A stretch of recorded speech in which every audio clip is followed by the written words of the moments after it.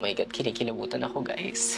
Kailan ulit ako hinalibutan ng ganito sa story. Babe, parang hindi ko na kayang tapusin yung story. Natatakot na ako. Pwede dito ka na lang. Takot ako.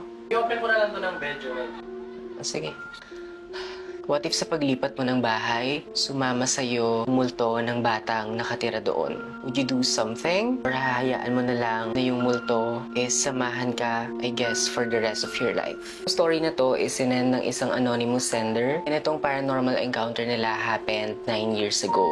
Siya at yung partner niya decided to move in sa isang apartment somewhere in San Fernando, Pampanga, and they weren't looking for a bigger one kasi eventually, mag-isa lang naman siyang titira kasi her partner is gonna be working. While they're in search for a place to live, they found this apartment na hindi naman ganun kaluma, hindi rin naman masyadong bago. And it's a 2-bedroom unit. So yung partner niya, love at first sight dun sa apartment. So yes, they decided to get it. Also, dalawa pala yung floor ng apartment. During the first month, wala namang kakaibang feeling. Tumungtong yung second month, doon na nag-umpisa lahat ng kababalaghan. Yung mga unang pangyayari is, she would always wake up for some reason ng 3:00 ng umaga. And we all know at 3 a.m. is devil hour, diba? There are times na pag nagigising siya, feels like she needs to use the comfort room. So, she would go down para mag-CR. There's this one time na pagbaba niya, she saw a cat sa window nila staring at her. Pero ang pinagtataka niya is wala namang tutungtungan yung pusa sa labas. So, paano may pusa sa bintana nila? And why is the cat looking at her? First, she just ignored it. Pero she started freaking out nung 3 beses niya nang nakikita yung pusa sa parehong oras, sa parehong spot.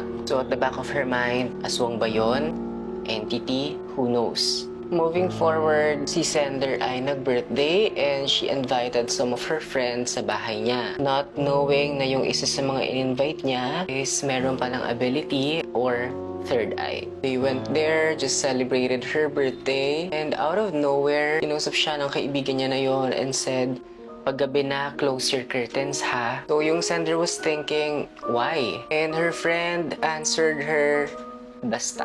The following question of her friend is, okay ka lang ba dito? So si sender is nagtaka na. So the following day, she asked her friend tungkol sa mga binanggit ng kaibigan niya. Si sender asked her friend kung bakit niya sinabi yon, and ang sagot sa kanya ng kaibigan niya is, I felt something kasi sa apartment mo may batang nakabantay sa'yo. After their conversation, nasa second floor si sender. She heard the noise coming from the first floor. And when she checked down, she saw na yung portrait nila ng boyfriend niya na nakahang sa wall is napulog and nabasag. After ilang weeks, iba-iba yung mga naririnig niyang tunog. Nasa taas siya, she would hear na parang ginagalaw yung mga utensils nila sa first floor. Sometimes, she would hear parang tumatakbo sa second floor whenever she's on the first floor, until she and her partner decided to move out para na rin sa safety nila. Nung lilipat na sila, she asked her friend na may third eye to help her pack her things. Habang nag-aayos sila, nag-iimpake, sobrang bigat nung pakiramdam nila.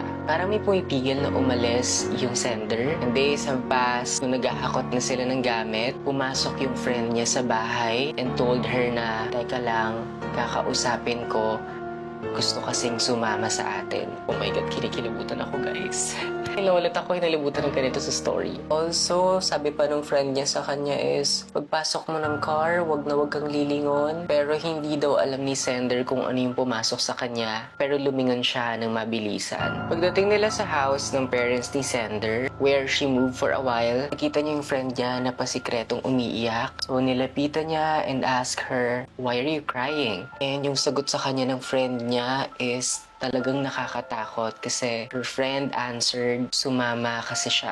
Humingi yung kaibigan ni sender ng rosary and ng kandilang hindi pa gamit kasi apparently yung kaibigan niya pala na to is meron palang ability na makipag-usap sa spirits. When her friend gave her description sa kung ano yung itsura ng bata, she said na batang lalaki yon, kasuot ng uniform, malasanto ninyo yung mukha and may dalang bola. So yes, nakausap na nga ng friend ni sender yung multo. They I found out na yung bata pala is na hit and run a long time ago kung saan nakatayo yung apartment. And the reason kung bakit pinaparamdaman siya nung bata is dahil nakikita siya ng multo as a mother figure. And also 9 years ago kasi before she moved in sa apartment na yon, she was longing to have a child. Alaman din nila na yung batang multo pala is palaging nakikitang umiiyak yung sender kasi palagi siya mag-isa. Pero even if that's the case, as per sender, ayaw niya pa rin na mamalagi yung bata sa kanya kasi sino ba namang hindi matatakot sa ganun? After nung pangyayaring yon, tuwing nagpupunta doon yung kaibigan niya or may mga tao nagpupunta doon, they would always see the boy sa may garden. Nakikita nila na palaging hawak ng bata yung bola. Yes, yung mga hindi aware na may third eye sila. Napapagkamalan pang pamangkin ni Sender yung bata. After a year, nabuntis si Sender. And you know what guys? Lalaki yung anak niya. Maputi, gwapo, and one-sided din yung buhok. Up until today, meron pa ring instance na may nakakakita dito sa entity ng bata. Lagi nilang nakikita sa tabi ni Sender.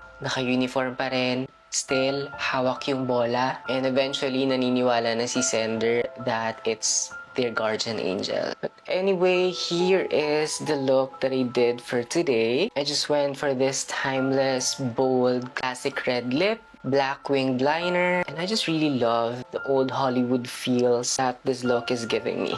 I just really enjoy doing it. What do you guys think?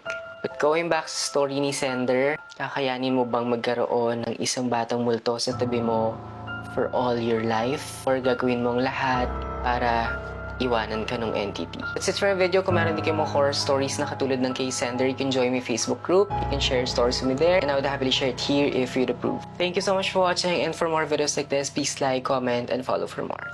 Bye everyone!